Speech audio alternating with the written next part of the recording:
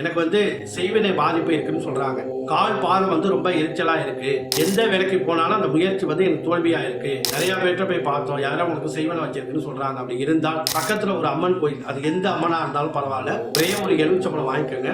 அந்த கனியை என்ன பண்றீங்கன்னா கையில வச்சுக்கிட்டு கோயில அந்த ஆலயத்தை 3 முறை வளவாங்க. 3 முறை சுத்திட்டு உங்க தலையை ஒரு 3 சுத்து சுத்துங்க. சுத்திட்டு தலையிலேருந்து பாதம் வர, பாதத்திலேருந்து தலை வரைக்கும் திரும்ப அப்படியே அந்த எலுமிச்சம்பழத்தை காட்டிட்டு அந்த அம்பாலை சுவாமியை நல்லா மனசுல நினைச்சிட்டு சூளத்துல குத்தி வைக்கும். இந்த சூளத்துல குத்தி வச்சுட்டு நீங்க திரும்பி பார்க்காம வாங்க. தொடர்ந்து இதை வெள்ளிக்கிழமை, செவ்வாய்க்கிழமை, அமாவாசை, பௌர்ணமி நாட்கள்ல பண்றது நல்ல சிறப்பு.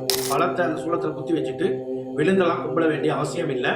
நீங்க அந்த எலுமிச்சம்பழத்தை என்ன பண்றீங்கன்னா அந்த சூளத்துல குத்தி வச்சுட்டு திரும்பி பார்க்காம வந்துருங்க. தொடர்ந்து ஒரு 6 வாரம் அப்படி இல்லைன்னா 11 வாரம் செய்யுங்க. உங்களுக்கு எந்த விதமான செய்வினை கோளாறு இருந்தாலும் கண்டிப்பாக உடனடியாக நீங்க அம்மன் கோயில்ல உள்ள சூளத்துல மட்டும்தான் குத்தணும். மூலவர்கிட்ட உள்ள அந்த அம்மன் சூளத்துல குத்தக்கூடாது. வெளியில இருக்கும் பாருங்க, இந்த வெளியில உள்ள சூளத்துல இந்த குத்தி வச்சுட்டு வர்றது உங்களுக்கு நல்ல சிறப்பான பலன் கொடுக்கும். எந்த விதமான தீய சக்தி உங்க உடம்புல இருந்தாலும் உடனே நீங்கும். நன்றி, வணக்கம்.